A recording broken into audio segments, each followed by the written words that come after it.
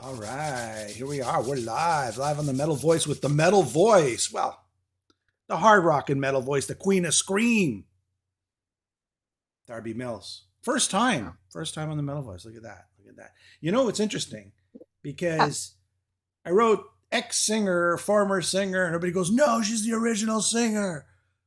And I'm going, and you kind of look it up, and you are pretty much the original singer. I mean, where do you count? Like, where does it begin?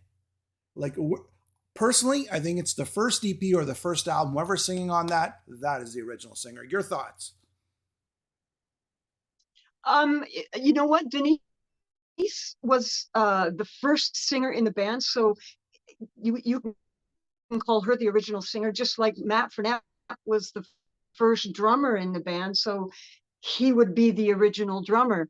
So, but the one thing that I know for sure is the 6 releases that the Headpins put out. There was only one lead singer, and that was me. So I am the singer on all the records.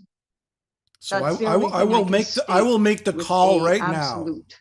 I will make the call right now. You are the original singer, based on the information you just gave me. You're on the first album. You're on the last album. And that's that. So, so, So I mean, what if, like, a so brother or a little 46 brother? years of singing those songs.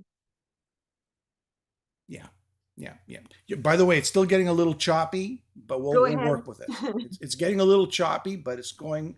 So, anyways, original singer and former singer of the Headpins, Darby Mills. A pleasure to have you on. When you're Canadian like myself, you everybody knows the Headpins, especially in our demographic or this age group. We'll say a little older, a little younger, but pretty much in this age group. So Yes. we grew up on the Headpins. We grew up on your voice. It was when we turned the radio on, we'd hear the Headpins. We turned the video on, and here you are. So it's a pleasure having you on. And for those of you who don't know who she is, we're going to go back in time a little bit, and we'll come up right to the present, I guess. All right? Is that good? Are the fish fed and back you? Everything's good? Okay. My 2000 guppies. Can you hear me Yeah, okay?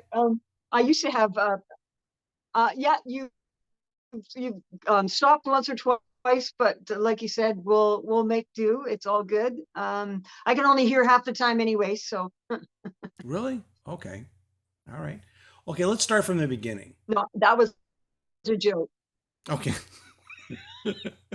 All right, I gotcha. All right, let's start from the beginning. You were a young Canadian singer on the hard rock scene, we'll say. The band Chilliwack, for those of you who may or may not know, was this Canadian band that had a few hits in the 70s. A splinter from that group started the Headpins, and you were asked to sing for the band after the first singer, we'll call it. Maybe you want to just start right there. Okay. Yeah, Yes. yeah. What do you want to know? Well, I guess the question is, just tell us about sort of first getting into the band after singing maybe 1,000 gigs in other bands. I know it's not a direct question, but I was kind of new. Yeah. I was go ahead. I just graduated from high school. I had Mm-hmm. moved to Calgary, Alberta, and spent the better part of a year auditioning and doing this steady loop of cover bands while I was there. Um, Ended up auditioning for a 7-piece, pardon me, African American band from Harlem, New York, who had just transferred to Edmonton. Mm-hmm. Auditioned with 40 some odd people, got the gig, rehearsed for about 3 weeks with them, went out on the road, and about a month on the road trip with them, ran into a band called Steelback. And because I didn't want to do Anita Ward, You Can Ring My Bell, and Donna Summers, I wanted to rock out. That's where my heart was. So I left, Business Before Pleasure, which was their name, and joined Steelback. And within a year, I got a call from Too Loud McLeod saying that they were replacing their singer and would I join the band. So Okay. I was 20 years old when that happened. That's pretty amazing. I'm Um, 63 now. So you look, yeah, it's a pretty amazing story. Um, you get into the Headpins. Have they written any material at this moment before they start working on, I guess, the first album or play the shows? Are you working that first album? Is that material being worked on? Has it been already done, or are you just participating in the sort of or contributing to making that first album, or at least some demos? the song People was already done, and Brian used to sing People. And um, you know what? I don't think anything else was written. I co-wrote "Don't Make You Feel Like Dancing" with Brian. We basically wrote "Turn It Loud" in the studio, Okay. because what happened, that all came together really fast, because the Headpins was still supposed to be a side project for Brian and Ab, who were in Chilliwack, but because Mushroom Records, where Hart had recorded Dreamboat Annie, Shelley Siegel had died one night unexpectedly. So the record company and the studio was in turmoil. Everything came to a hiatus or a stop. And that's why the Headpins started to go into the bars to play. Those were back in the days when you could play 7 days a week for a month and a half in the same town. I mean, there was so much live entertainment, so much work available. So they did that for about 6 or 7 months while Chilliwack was getting a new contract through Solid Gold Records. And when they Right. came out to um, get Chilliwack back in the studio and get all that figured out, Steve Propaz and Neil Dixon, who were the heads of Solid Gold Record, came out one night to see this funny band called the Headpins that Brian had put together in the bar. And a week later, I was the only one to sign the Solid Gold Record contract that Really? for that album. Wow. I was the only one signed because they figured they had Brian and Ab signed for Chilliwack already. So I was the sole proprietor of Turn It Loud. Wow. Okay. So did you also was the deal also with publishing, and what was that like? I mean, I mean, you're the sole signator of the contract, the record label. Did you own the name at the time? Since you were Uh, no, I did not. No, Brian. It was Brian's name. It was Brian's band. It was Brian's idea. It was Brian's everything. At the time, I was 20 years old and along for the ride. Little did I know that I would also be the fall guy when it all fell apart, that the debt would fall on me to be paid back, even after being fired. But we won't go there unless we'll you go want there. to. We'll go there as we progress. Okay. So it's a little choppy, but we're going to work with this.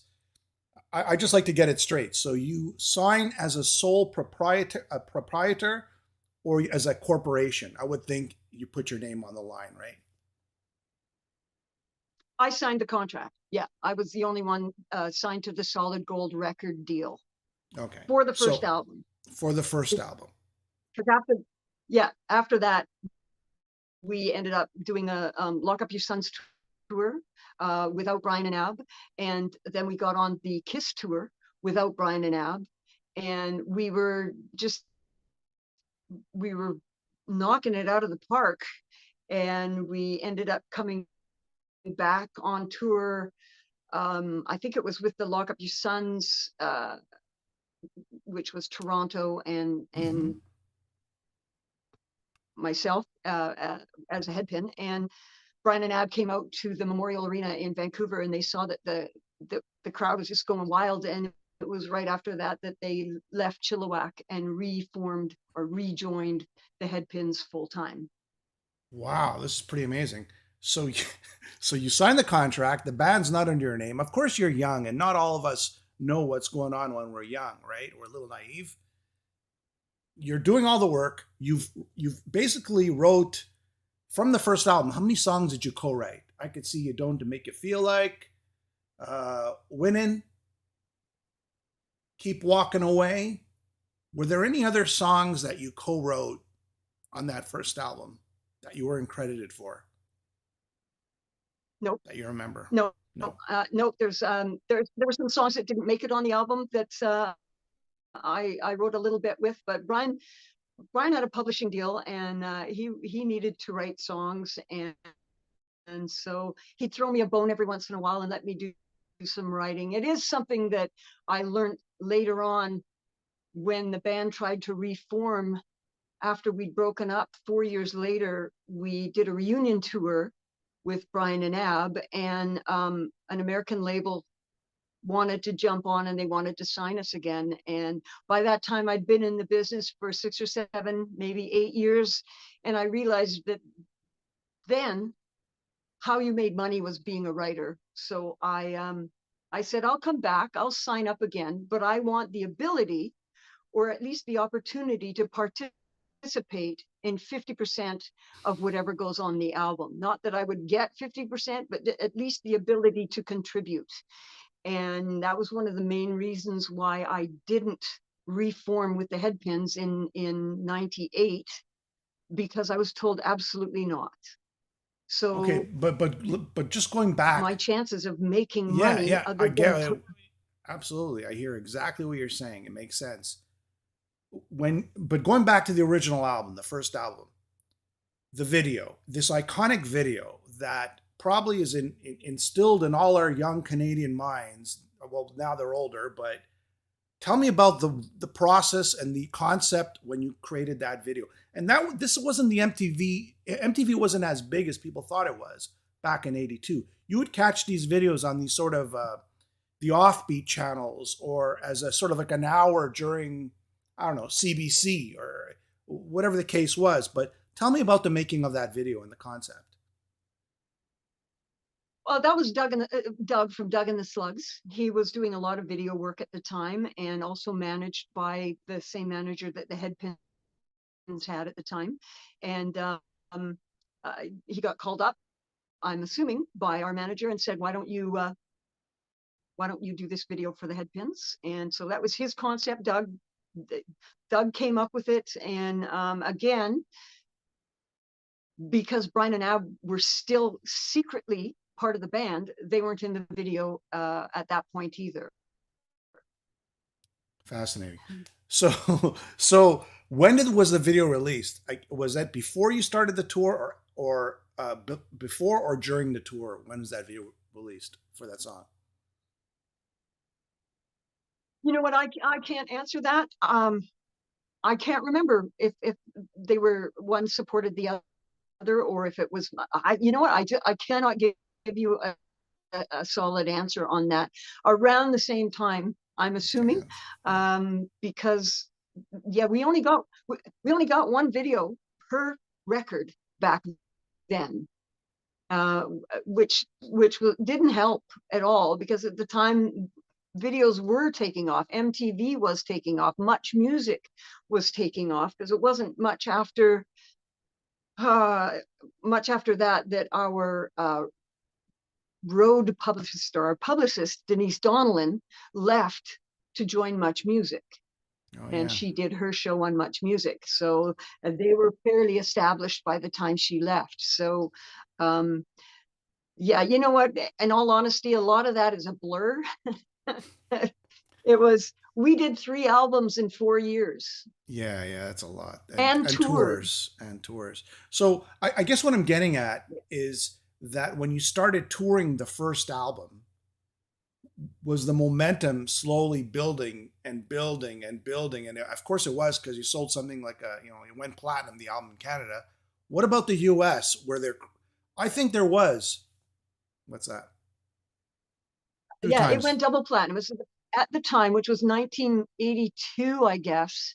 It was the fastest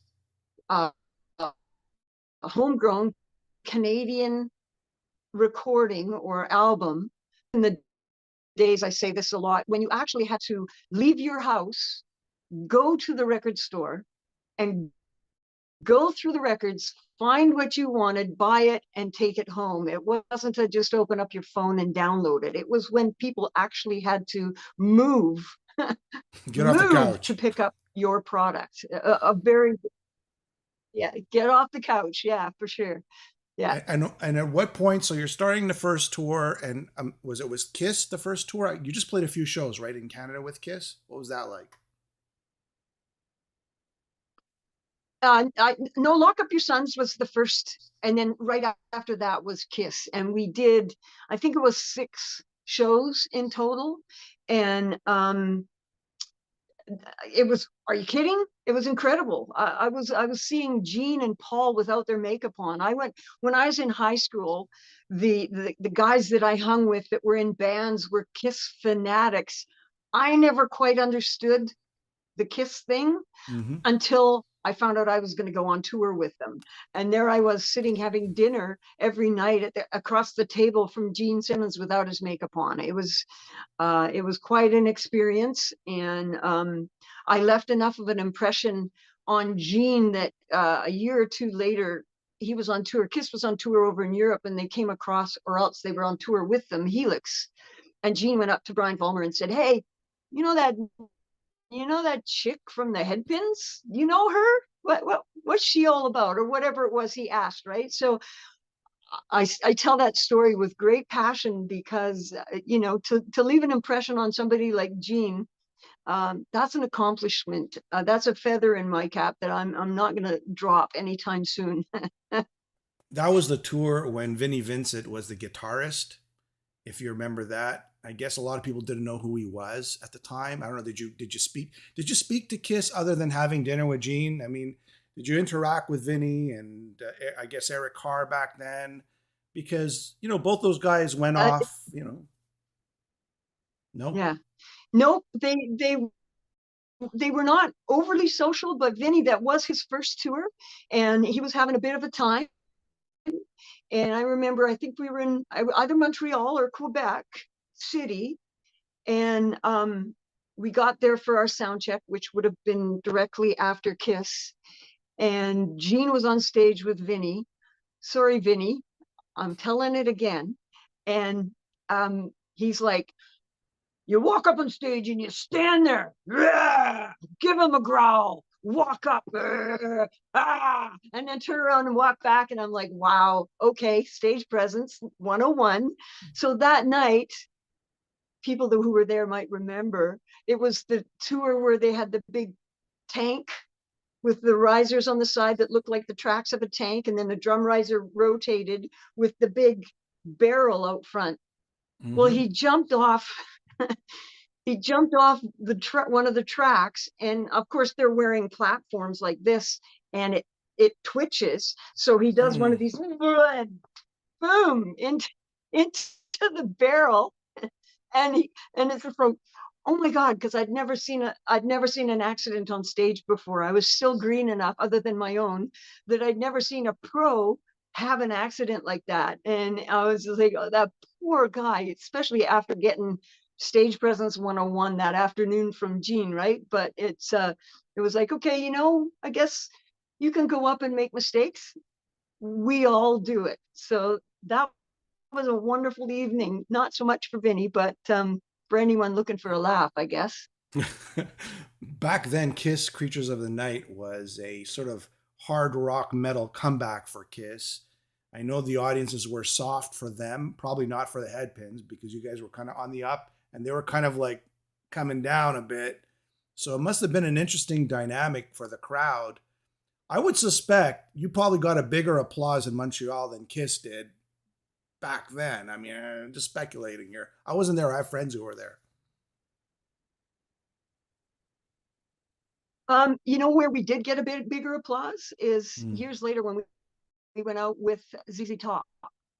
Oh, And I've yes. We'll told get to this that. We'll story get to many that in a times. second. We'll get to the second that. All right. So the album does well. When does McLeod, Too Loud McLeod, come back on tour with you? At what point does he come back? Halfway through? At the end of the tour? At the beginning of the tour? When did he say, you know what, this Headpins thing is going to really work now? yeah, it would have been shortly after the Kiss tour. Okay. And I think what really happened is that the album that they were in finishing was finished, and yeah, we're getting Kiss tours, for crying out loud. Of course, he's like going, what am I doing? So yeah, they came back after that, and then I think what ended up happening is we went right back into the studio to release the second album, Line of Fire. Let me ask you, from the Yeah, first like I album. said, it's a Yeah, blur. yeah, no, it's all good. It's all good. Don't worry. We're not holding you to anything. Um, the first album. Do you receive royalties today? Have you gotten paid from that double platinum album from Canada? Well, there's 4 or 5 different factions now of getting paid. The way there's like live performance, but a short answer is I still get some money from it. Yeah, I mean, Okay. am I paying my mortgage with it? No, no. Okay. Okay. But at But the yeah, the time, money's there. still trickling in. Yeah, Okay, good, because there's a lot of bands out there who, back in the day, in the '80s, who signed these contracts and they got nothing. They got an advance, and that was the yeah. end of that, right? So that was not the case for you guys, because I'm assuming after two, you know, two times platinum album, you tend to pay off the bills a lot quicker that way. Was there any sort of, did you feel like the US was there was a lot of more demand than you guys went out to pursue in the US? Like, because I mean, your video was played on MTV. That's what I remember. I mean, so there must have been some sort of demand happening there as well. Yeah. We were signed to Atco Records in out of New York. Okay. About halfway through the success that we were having in Canada, if I remember correctly. And what happened there is that when they did the release, we call it now a soft release because they didn't have product in the stores. Okay. So we came out, we were on Much Music, but you couldn't buy it anywhere. There was no downloading at the time. You actually had to go buy it at a record store. So that killed any momentum that Turn It Loud and Don't Make You Feel Like Dancing would have had in the States, because you couldn't buy it. Right. So the record company wasn't making money. However, it was their fault that there was no product in the stores. So that deal went sour and we got picked up right away. But by the second album, we got picked up by MCA out of Los Angeles at Universal Studios. Spent some time there, thanks to them, and they started to build. They started to build an American platform, if you will, for us at that point. Did it take off? No, no, it didn't. But then we did the third album, and did that take off? No. But each album got progressively lighter because radio was getting progressively lighter. So Brian's writing style was becoming more and more closer to what he was writing with Chilliwack. Mm-hmm. Kind of, sort of, right? There were no more Turn It Louds. Yeah, yeah. But who's to predict what radio's going to do, and what the MTV and Much Music we're going to jump on, right? Yeah. On the second album, you start. Who signed the contract on the second album? I guess Brian. Brian, Ab, and myself, we're all on it for the second album. Yeah. So now he's saying, wait a second, there's something here. I better put my name to this album just in case, because it looks like things are moving in a good direction. Well, you know what? It's not that he didn't want to. It's not that Brian or Ab didn't want to. In my opinion, it's that Solid Gold already had them on contract Sorry. with Yes, Chilliwack. yes. Okay, gotcha. All right, so the So writing. once they quit, yeah. So how long did it take to write the second album? You're writing it on the road. You're writing it quickly. The songs were already ready. Like, what was that process like? No. Second album was written in the studio. Oh, just like that. So it's like, book some studio time. Let's crank them out. That's it. Jeez. Back in the 80s, they used to write albums in the studio. So that's pretty good. That's pretty, I mean, for an album like that, geez. All right. So you did contribute to the second album as well, correct? You have co-writing. Yeah, I got my token 2 or 3 or 4. Yeah. Yeah, yeah. He And he let me participate as much as he chose. Yeah, for sure. and what was the vibe like in the studio, like the good and the bad? Do you remember the bad and you remember the good, or it was just everything was flowing pretty nicely?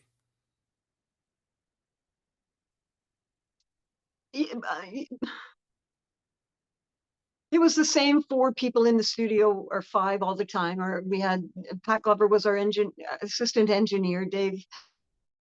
Um, Dave's changed his last name. Uh, um, Dave Hayes Mm-hmm. is his name today. Was the head engineer for all three albums. Brian was the boss. Ab was the assistant boss, and I was just there doing what I was told to do. So it pretty much just that's what it was. Brian would come in with either a song idea or the song written that he wrote last night. Here's the lyrics, or here's some of the lyrics. See what you can come up with according to me. And yeah, it'd be Ab, what do you think? Or here's the bass line, go with that. Brian played all the drums, all the keyboards. It was a pretty slick machine. We would take 2 months to do an album. I think again, it's a little bit of a blur. I remember getting married at that time and told that I couldn't have a honeymoon because I had to be at the studio, and then spent 2 weeks watching them do drum tracks. And so finally they said, go on a honeymoon, which ended up being at my parents' cabin with 15 relatives. But you know what? We got away for 5 days, so I won't complain.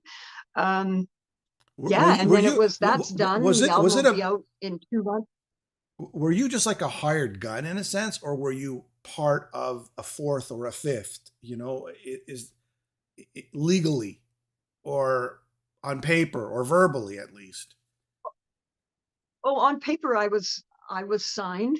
Um, Opinion wise, um,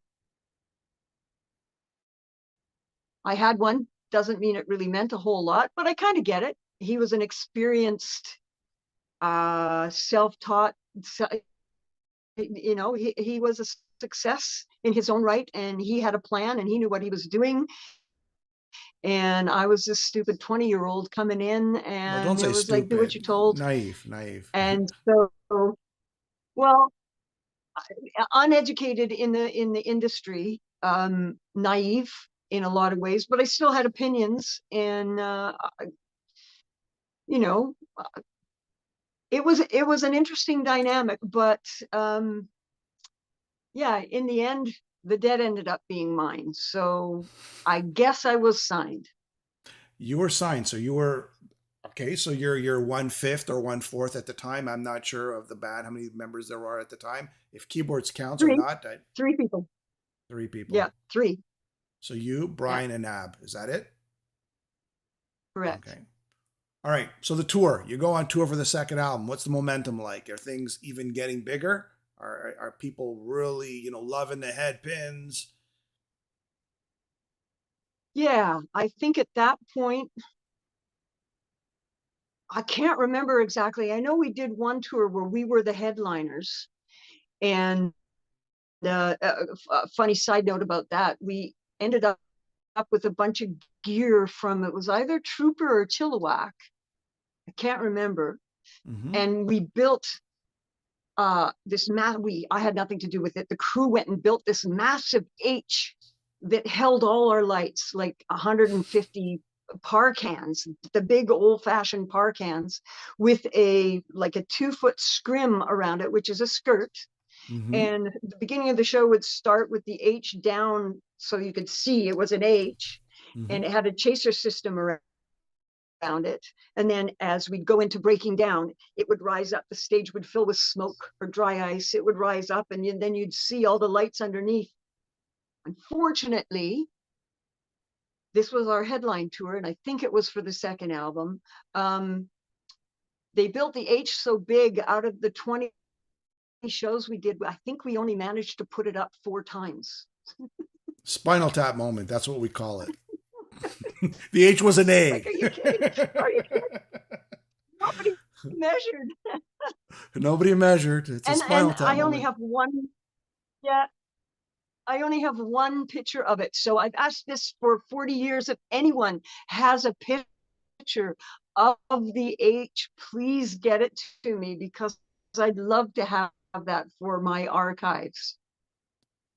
And I'm assuming you had a little success in Europe, and you've had some success now at this point in the U.S. Correct? The Headpins. Uh, didn't you have like you had a song or the album charted there? Correct? Yeah, we did really well over in Europe. We went over and toured with Whitesnake. We did a month and a half, I think, with Whitesnake, and played the Hammersmith Odeon. I mean, that's in the annals of history for me. I mean, I've got posters of our name, the Headpins, on the banner of the Hammersmith Odeon. Um, Meeting the Whitesnake guys was the thrill of a lifetime, even bigger than David Kiss. Coverdale. David Uh, Coverdale. Cozy Powell, Cozy David Powell. John Lord. Coverdale, John Lord, John Sykes. yeah, John Sykes, and Neil Murray. I Mm. mean, Sir Neil Murray, by the way, he has been knighted, or had already been knighted. So that was so cool. And it was sold out every night. We were playing their big, big, big stadiums. Um, lots of stories, lots of stories from that tour that I can't tell. I'll I'll protect Did the John guilty. Sykes, did And John Sykes and David Coverdale yeah, butt heads? Did they butt heads, John Sykes and David Coverdale? They must have. not yet, Not yet. not yet. They Okay. were still buds at the time. It was shortly after that that it came down, and surprisingly enough, Blue Murder Yes. was recording at Little Mountain, and Carmine was the drummer, and he would come out and see my side projects. I was already out of the Headpins by that time and working with numerous side projects. We would play Club Soda in downtown Vancouver, and he came in on more than one occasion, but called up and said, "You need to come down and you need to sing the Blue Murder stuff." And then the next time I saw him, he's like, "Yeah, John said no way he doesn't want a chick in the band, because they'll take all they'll get all the credit, right?" And I'm like, "Oh, come on, like seriously." But that's okay, because it was right after that that I landed my deal, my first solo deal with Never Look Back and Warner Music here in Canada. So a missed opportunity, but what do you do, right? Did it progress like you just it was or is just like, hey, we'd like you to come in and audition, or you want the job, or you got the job but John doesn't want you to have the job? Yeah, no, if it had been up to Carmine, I'd have had the job, according to what he was saying. But John was not going to have a female in the band. They had a male singer in there tracking with them.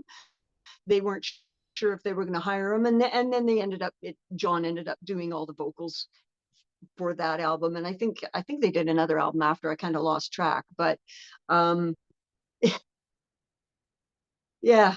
Were there any other bands that sort of similar situation where you had the opportunity or maybe on audition, or you just said no, that's just not my thing?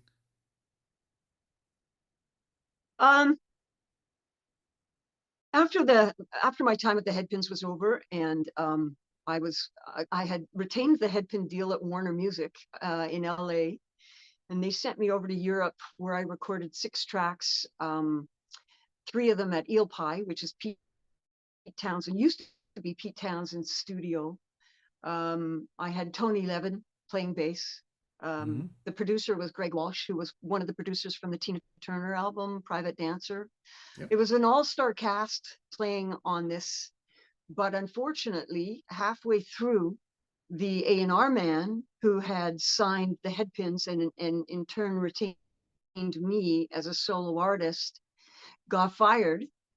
And I came home to write some more songs, and I got a call from Eel Pie going, "MCA is not returning our calls. Are you coming back?" And we're like, "Yeah, what, like, we'll call them and find out." And we call, and they're like, "Oh, John doesn't work here anymore. but we'll put you in touch with the secretary of our new A&R department manager. And so he said, yeah, come on down. We got something to talk about. So my then manager and I jumped on a plane right away, flew down to LA, got there, and the new guy says, I'm going to break a female artist this year without a doubt. I can either pick you, which in hindsight is somebody else's artist with 6 tracks done that he cares nothing about, or this 16-year-old who basically has no experience, but I really like her. It's like, okay, I'm thinking they got 100,000 American into the album so far. Let's play the Joker card. We're gonna pick now. I want to know. So we said, no, we'd like to know right now before we go home. And he said, okay, if you're going to make me decide, I'm going to go with Tiffany. Good old Tiffany. So I lost my deal to Tiffany. Well, the good news is you didn't have to play malls. Yeah, I came home and then got a call from. I think the same thing because I was older at the time. By then I was 20. There's a delay when we talk, just so you know. So everybody. By then I was 26, and I know, right? But anyway, so I came home and Loverboy's manager at the time ran into my husband, who actually found the Headpins and brought it to our then manager. Got a call, and our then manager was partners with Bruce Allen, and Loverboy's manager worked out of Bruce Allen's office, and he said, you know what, Darb, Brian, to my husband, you really should take Darby and go see Bruce. You should go talk to Bruce. I think you need to. So we're like, okay. And I just lost my deal with MCA in the States, and I was feeling a little bit like, what am I going to do with my life? So we said, yeah, you know what? Let's go talk to Bruce Allen. And my husband used to work with Bruce Allen before Bruce and Sam Feldman split, and my husband went with Sam, and Bruce went off without my husband. And so my husband calls him up and he says, yeah, come down, have a meeting. We get there, and then you were asking if I had any other opportunities. I had been asking my manager, I really want an audition with Van Halen, because at the time Patti Smythe was I Am the Warrior and Eddie were good buds, and the rumor was she might get the gig with Van Halen. And I'm like, well, get me in there. Let me try. I'd love to try. And he never did. And it was very frustrating. And so here I am sitting in Bruce Allen's office while my manager was in Hawaii after flying home from LA. He took off on a holiday, and I'm thinking my life is over. So Bruce was the shining light I thought maybe would give me a lifeline. He says, Darby, I don't know what the hell McLeod was thinking. Your voice, it's way up in the stratosphere. I can't take it. What is he thinking? And I'm like, oh my God, have we made a mistake or what? He said, did Sam ever tell you about or if I was your manager, I'd have had you auditioning for Van Halen. And I'm like, oh, just shoot me now. And then he said, did he ever tell you about Keith Emerson looking for the chick singer from the Headpins last year? I'm like, nope. It's it's amazing. Just shoot me.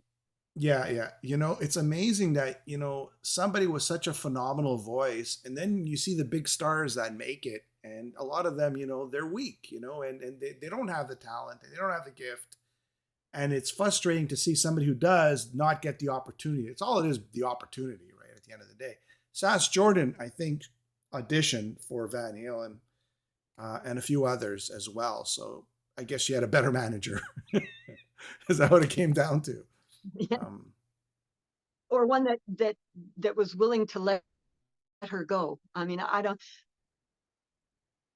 I've always believed that everybody I've worked with has decided that I'm a property to be managed.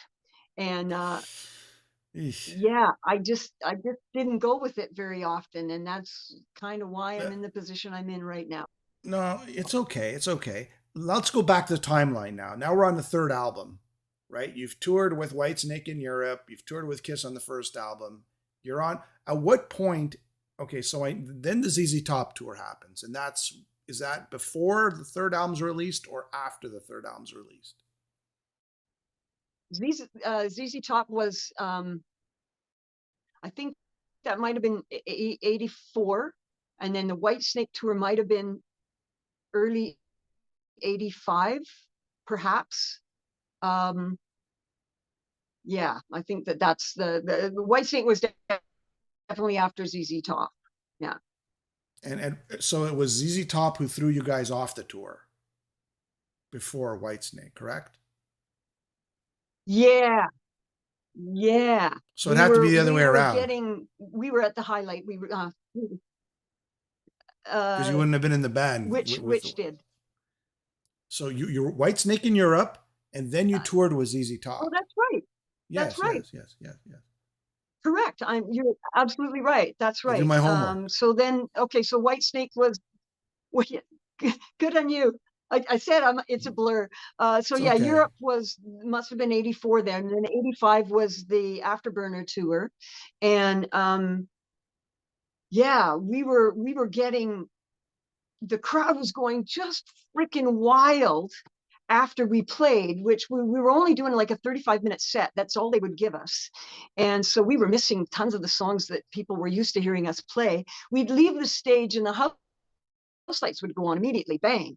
And the crowd would just go wild. And it was better than any encore, in my opinion, because they were stomping on the ground. And it was either Montreal or Quebec City that we'd left the stage and went into our dressing room. It was an older style arena, and it had all the asbestos on the pipes and stuff on the ceilings, and all our deli tray and all our booze and everything was sitting out on tables, and they were stomping so hard that it was all falling down into our food, right? But I just remember at the time going, this is crazy. I mean, we've made it. I remember thinking, we're stars. And so here we are in Calgary, Alberta, where the Headpins went gold alone on Turn It Loud. We played there like 5 times in about 9 months. It was filling arenas and outdoing the headliners. And so we get to Calgary, we're in the Saddle Dome. We do our 35-minute set. And as we're leaving the stage, normally the house lights would go on even before we left the stage, and they didn't go on. So we're walking down the stairs, and you turn back and look to, what's happening. And the Saddle Dome, at the time, everybody had lighters, no cell phones. It was lit up. I wish I'd had a camera. We didn't have cameras back then. It was like, wow, this is amazing. How cool is that? And it's like, they're giving us an encore. Like, there's so much appreciation for us. They've broken down. We've opened the doors, and they're giving us an encore. So we get up, do our encore, leave the stage. The crowd's going wild. We get into the dressing room, and we hear this slam of the dressing room door. And it's like, what's going on? Turn around, our road manager's there, and he's like, we screwed up. And it's like, what do you mean? The crowd's going. The reason why the house lights didn't go on is because the intercom went down, and they couldn't get the house guys to bring up the house lights. So we've put the show over by 5 minutes. It's a union gig, and now ZZ Top is going to have to pay whatever the price is for having gone over what their allotted time is. Of course, they couldn't take a 5-minute song out of their set, but it was their show, so I'll stop. But anyway, so he said, we just lost the American tour. Okay, and then so that's what happened. Yeah, and, yeah. And but I mean, but 3 if we days break later that I was informed I was a solo artist. Okay, but wait a second. Why? Okay, this is where it all ends with you, right? Why were you the scapegoat here? Is that what it was? You were the scapegoat? Why? Like the whole band went on stage, correct? You know what? I think I was, yeah, that wasn't why. That wasn't why I was let go. That had nothing to do with me. I didn't make that call. Again, it was just the fact that I'm a pretty strong personality, and I will only take abuse so long, or I'll only watch someone else being abused so long before I'll stand up and say something. And granted, I was not perfect, and I didn't know everything that everyone else knew, but I had an opinion, and at certain points I would express it, even though nobody wanted to hear it. So I think at that point I had just expressed my opinion enough that Brian had just decided this is his project. He's not going to take any flack from some woman telling him how his project should go. And there are some specifics that I won't go into because, you know, quite honestly, I don't think it makes Brian look good. So I'll stay there. Well, I mean, That's good. it's good to So understand you know what? why you were let I go, paid the right? price. I mean, it's good to understand people like why you were let go. It's not Yeah, because I think I you know. ruined it for the band or Yeah. anything. It's like that's what I'm getting at. Like it's important No, people know. I had my own agenda. Okay, so Yeah. you're out of the band now. You see what I'm doing here? I'm building this timeline to understand where you are today, so people get a better picture, right? You've signed the first album, you Right. signed the second album, you signed the third album. The band signed it, or three of you signed it. Then this I don't know what point you went back to the headpins, or what point you had a debt. When was this debt revealed from your manager? Tell me what happened next. I know, you had a solo album, didn't get released. I got all that. But when we're talking about the specifics of the debt, when did you realize there's a debt here happening? Pretty much after I left Bruce's office. Okay. And what is this debt? What do you owe? It was a 500K for the headpin debt for 500K. Yeah. Why were you solely So responsible? exactly. But why? But why? I Why? have no idea. Well, I I mean, don't if they're gonna if they're know. gonna sue you, did they sue you, or they try to sue you for this money, or they just said pay us up? Yeah. Yeah, they did. I ended up I had I had a lawyer for a while, and then it was obvious that it was not going away, and so I got a free lawyer. I can't remember what they're called, but a Legal government aid. Yeah. assigned lawyer, and he basically just said, "Oh, you're screwed." You know, so at that point, I had been out of the headpins for, oh my goodness, 5 years, and even before that happened, um, okay, it's a little bit fuzzy at this point. Brian and I kind of made up in about 98, and we did a reunion tour, Brian, Ab, and myself, and we brought in a new keyboard player and a new drummer, and we went out on the road. We had some interest from an American label, and yeah, that's when the paperwork hit my desk again, and the management contract was about an inch thick, and the record contract I never even really got a good look at, because at that point, I brought it up already, I realize now, being in the business of owing money, and having at that point 4 record deals that had failed, um, I wanted to be able to write more. I didn't want to be relying on live shows to pay my bills. It's like Mm-hmm. I'm no longer a kid without bills. I have payments. And I understand how important writing is. Um, so I asked to participate in a percentage of the writing, and I was told no, that's that's just not going to happen. It would be up to Brian how much he'd let me write. And I just said, well, I had a pending a solo deal with MCA in Canada, sitting there waiting for me to decide what I wanted to do. And so I would give up the songs I'd written with that to rejoin the Headpins so that I could possibly write. And so I chose not to go back. And that's when the new singer came in, and they went on from there.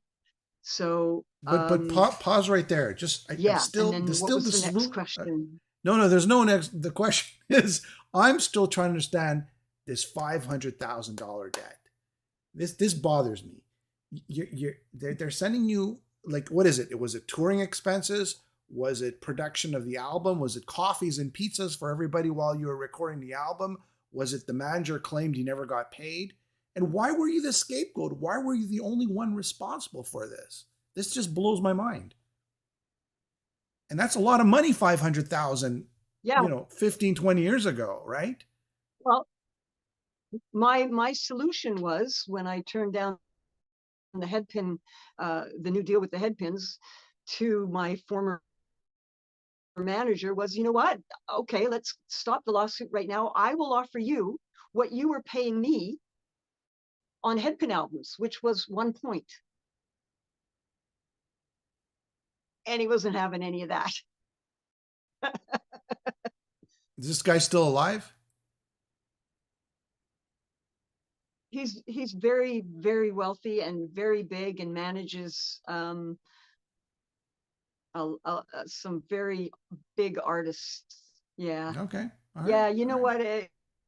what? Whatever. I don't think there's an artist out there that's been in the industry as long as I, or even less than I, that doesn't have a horror story regarding either a manager or a record Absolutely. company, or getting screwed, pardon my language, in one manner or another. So you know what? It's the ability just to dust yourself off and say, you know what?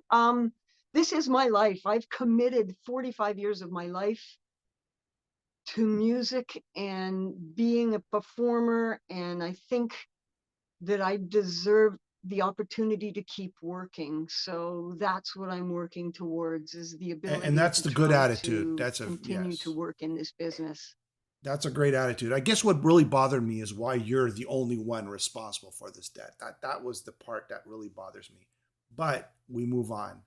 Um, then you rejoin with the Headpins, right? Like you mentioned, and they got a clone singer.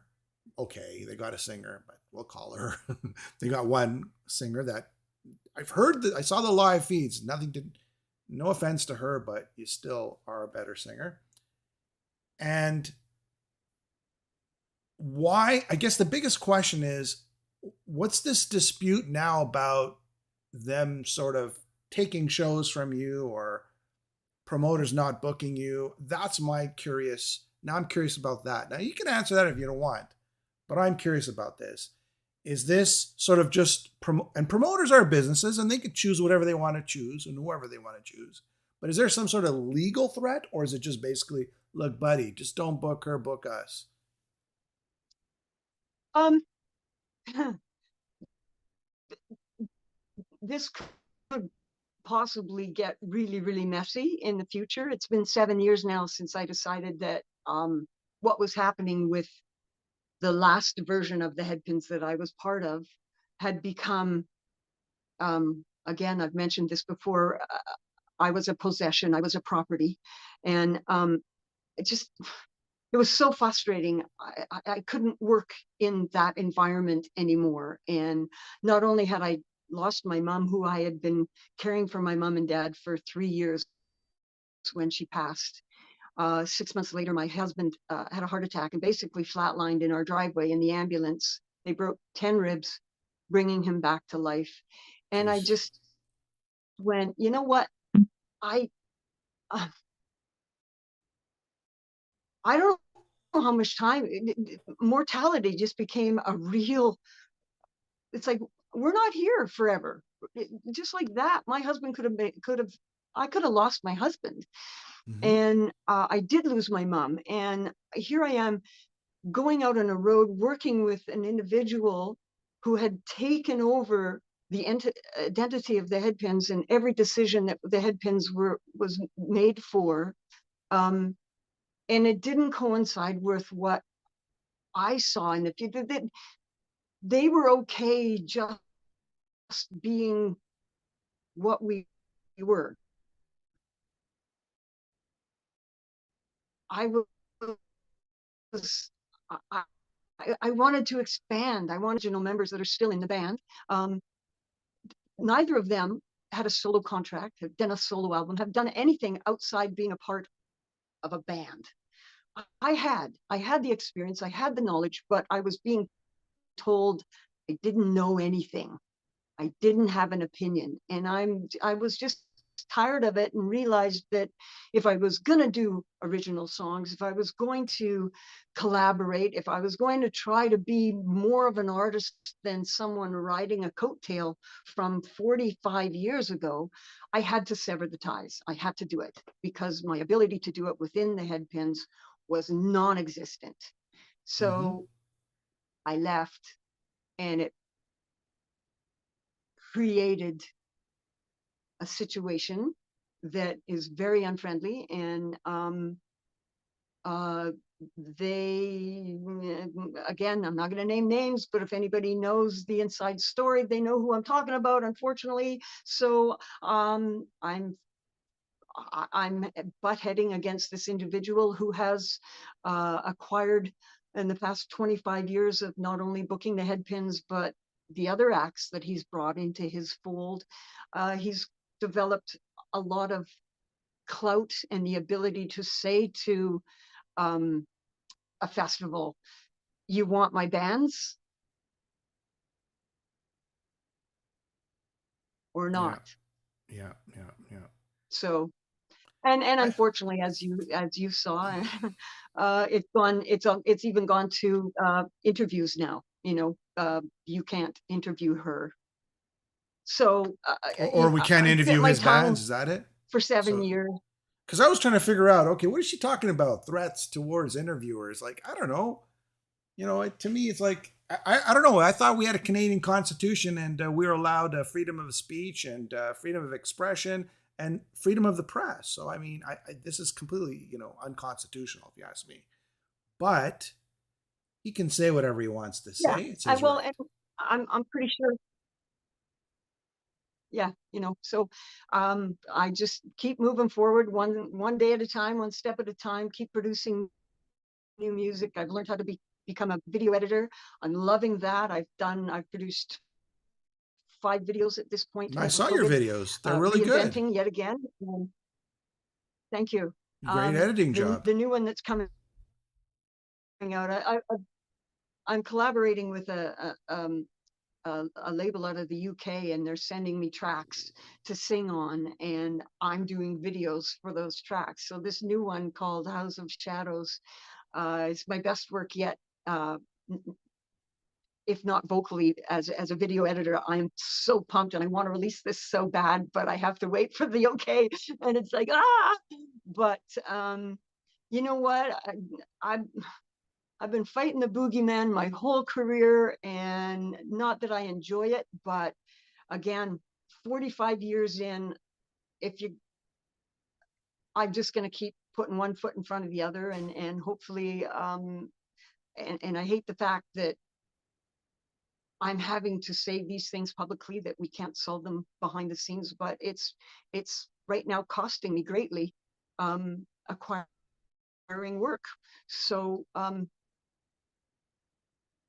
do I you do? think also Canadians have a right to work, and that's another constitutional thing. So I think it's only right that you express yourself. You're not saying anything mean. You're not saying any lies. You're just saying exactly what it is. There's nothing wrong with that. There's nothing wrong with it. Well, it's my truth. I'm sure the other side would have a totally different story, but that's how I'm seeing it. So, well, because there's only a piece of the pie, and everybody wants the pie, right? They don't want to share their pie. Everybody's holding on to their pie, right? And and like, especially with the classic rock genre, very few bands now are originals anymore, yeah, including the Headpins. you know, how many bands have all the members? I don't think any of them do. And there are bands out there with no original members that are still That's right. working. And not that there's anything wrong with that. I think that perhaps it should be clarified that you're not going to see this band, you're going to see players playing this band's material, but that's not stipulated in the law anywhere. So it exists, and it's only going to become more prevalent as we age. I'm one of the younger ones from the 70s. Anybody that was born before me, they're on their last couple tours, if not less. I think that's a very good point, and we always talk about it on this show. You know, like what is this, a tribute band or is this a band, right? I mean, and it's sad to see that people are going to shows and there's some bands like you mentioned, there's no original members. I think if there's going to be a replacement singer, I'm okay with that, and I'm even if the Headpins wanted a replacement singer, I'm okay with that. But at least build on that, and that, you know, write new material, you know, continue what the legacy is. If you're just going to go out there and play 10 songs every single night, it kind of, then it is a tribute. Then that singer is just a replacement. That person's not. And the singer, who's Rosa, she's got a great voice, and nothing against her. She's just, it's a gig for her, right? And that's cool too. There's nothing wrong with that. But at least expand, like you wanted to do. You want to write. So tell me about Darby Mills' project. Are you going to come out with an album soon? Or are you writing material for an album, like a solid album and a lot of videos? You know what? I'm really torn on putting an album together. This European label would like to do an album, um, but the stipulations that it would be under uh, perhaps aren't favorable to the artist, other than it puts new material out. But and the players that they've got on the two tunes that I've done so far are A-listers. That I'm like, holy crap, he played on this. But as far as doing writing and stuff here, I've Freedom is an original I wrote with Gary Borden, who's out with Sass Jordan right now. Mm-hmm. And it was wonderful, did the video for it. But, you know, where does that go? It goes to a streaming service, and you watch it, make you 5 cents, and you know, so let's do that 10 more times so you can make 50 cents. It just doesn't make sense to me right now. And I admittedly do not understand the streaming part of the industry. I'm old school. I came from the record store days, and even though I'm communicating, my manager and I are communicating right now with an independent label here in Canada to find out just where we do want to go. I'm just not clear on what good it does, or is it a good idea for me to continue doing what I'm doing? I put out a song, I do a video, I put it out, it lands where it lands, and at least when I'm gone, I have from 2016 a catalog of material and work that I've done as a solo artist that I can be proud of. Whether it made me any money or not, that's yet to be seen. So I don't know. This is something that believe me, it's like, what do I do? What good is putting all that energy into one CD or one? I just don't know. You know, most people don't understand the amount of time. Like, it could take somebody a year to write songs. It could, you know, empty your bank account to write songs, and then at the end of the day, it's just 1 week of hooray, and that's the end of that, right? And it's so easily Exactly. disposed of. Yep. I get it. It's, I don't know. I don't know what that answer is. What about booking shows? Are you getting any shows booked? None. um, well, this is part of our issue right now, fighting history. So Even bar gigs? Really? What bar gigs? What bar Well, gigs? well, I'm sure there's a I few can't take my bars. band out and offer them 100. Yeah, well, come to Western Canada, and getting out to Eastern Canada, we're looking at $4,000 just to get there. Yeah, So yeah, I yeah, can't play a bar gig yeah, for what a bar band gets paid. yeah, yeah, yeah. Um, you know, so you hold your ground and you say, no, this is what it costs for us to work, and this is what we will work for. So if we're not going to get offered that money, we'll just continue to produce new originals and singles until hopefully one day this craziness that exists in my life right now either comes to an end or I die. Jeez. it's, Well, let me ask you this: it's pretty simple.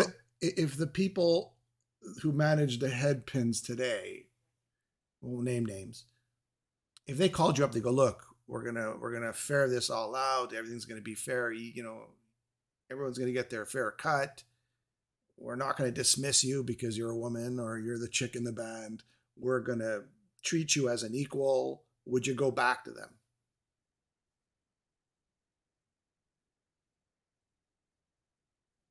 I don't see that happening. Okay, all right. I mean, maybe I don't. maybe I should be your lawyer in this mediation. Yeah, Listen, buddy, this is what she wants. yeah, yeah. Well, it didn't work before, so But that was with Brian, right? So pardon me. that was with McLeod, right? That was with McLeod when you reunited with him. He's no longer with us, correct?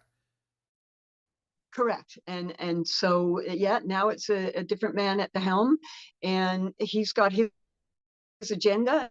And yeah, you know what? I think that I really enjoy working with the four gentlemen that well, five with our sound guy. They're sweet, sweet men who have ridden this past 6 or 7 years and have seen what's come at us, and they haven't run away and hidden.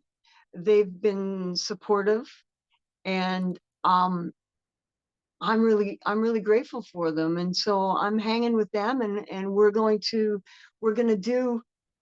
do what we can do. I've got pokers in the fires. I've got a new project that's not officially set or anything. It's called True Story.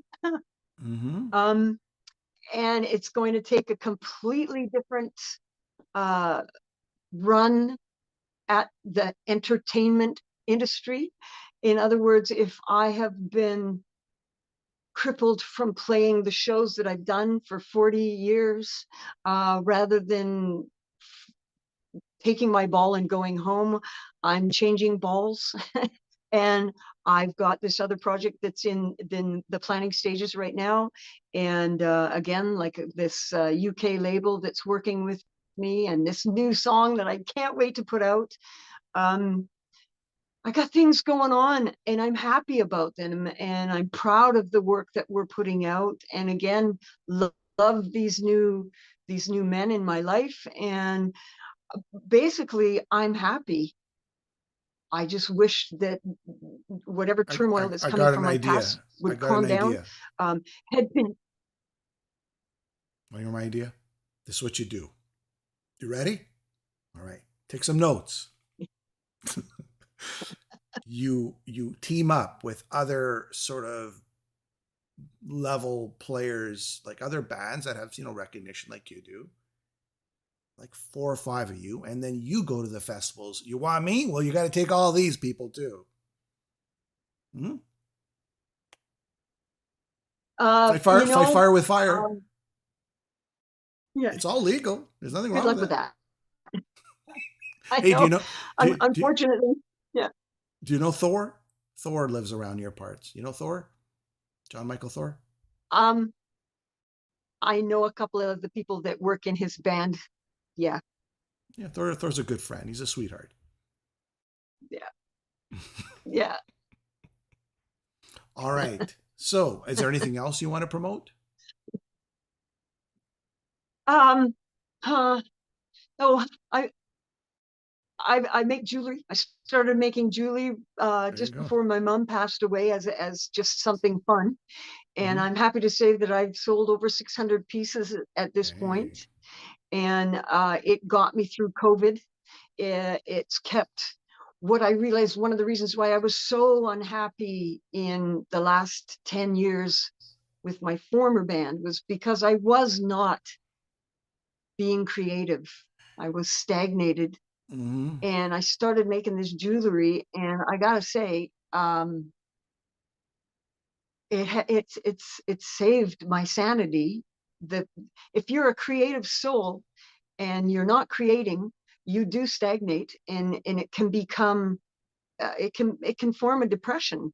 I'm sure of it. But I was lucky enough to trip and stumble onto this making jewelry thing, and yeah, I put out a line of 10, 15 pieces every 3 or 4 months, and within 24 hours, they're gone, and people are crying, I wanted that piece. Where did it go? So I'm so happy that came to me when it did.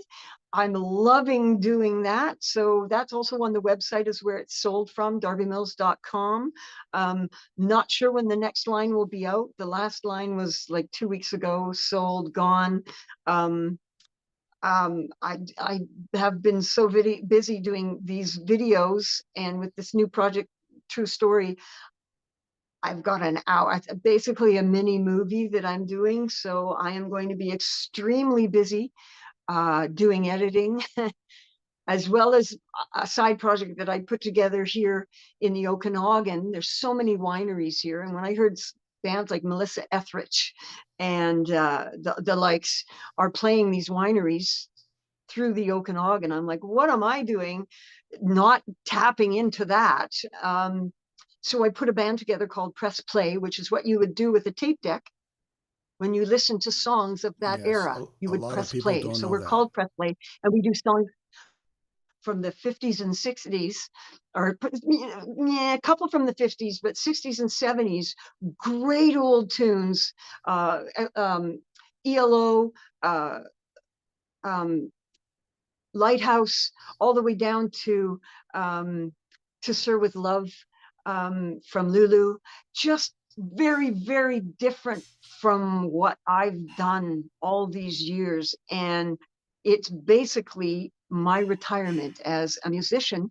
I did not put enough away for a retirement fund, and there is no such thing for musicians. So I hopefully so wisely have connected with these fantastic players that just all happen to be here in the Okanagan, all very busy, but we have our down seasons, and it's like, hey guys, so we started rehearsing in September of 2019. Our first gig was March of 2020. Perfect, perfect timing. Nope, because the world shut down. So we basically rehearsed for 2 years, which also kept us very sane because nobody could work. And every time we did get a gig, because there would be an opening of lockdown, by the time the gig came, another wave came around and shut it down. So for 2 years, we didn't work. We're now up and working. We just shot a video on Sunday that I'm editing, that putting a commercial together or an ad for us. So extremely busy, grateful to be busy. And you know what, life on the other side of the story is pretty good. I'm very grateful for all these people that are hanging with me and giving me their time and their commitment. And so we will prevail. I like that. I like your positivity. It's good, good stuff. I'm happy that you're still in good spirits. And I think I'm hopeful. I think things are going to turn around and you're going to get all kinds of gigs and things are going to look up. And I'm really happy that you're happy. You know, things will turn Thank you. around. Thank you very much. And I appreciate you being on the show. Like I said, I grew up on your voice. You know, when you turn on the radio, there you were, right? And it's kind of shocking that the band goes on without you, but that's their prerogative and that's their right to do so. And I'm not knocking them for that. Yep. But you know what? Everybody deserves Yep. to work as well. Everybody deserves a chance to work. So, on that I note, agree. thank you so much. Yeah, yeah, yeah. I All right. agree. You know, Darby, hopefully one day you'll be in Montreal and you'll play a gig here when things get better or at a festival. Who knows? Try the cruises. I hope so. All Yeah. right. We'll talk soon, okay?